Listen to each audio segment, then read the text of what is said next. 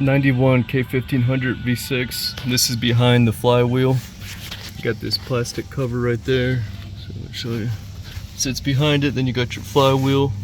6 bolts. Make sure you don't get these. Let me adjust this camera. Alright, so these are the bolts that go over your flywheel. I'm going to clean these up before I put them in.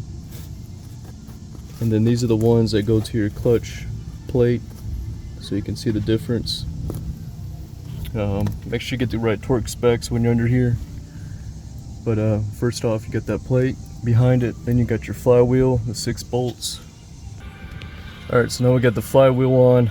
I'm going to clean that off a bit, but they're just wanting a quick job done, so we're just going to get the road, everything back together tonight, because they got to get home in their truck. So what you usually want to do is get all this cleaned and surfaced well.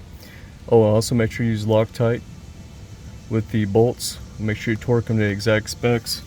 Also check your pilot bearing. This one is good. So then we'll go ahead and work with the clutch. This friction plate right here, see that side that sticks out? That goes against your clutch plate.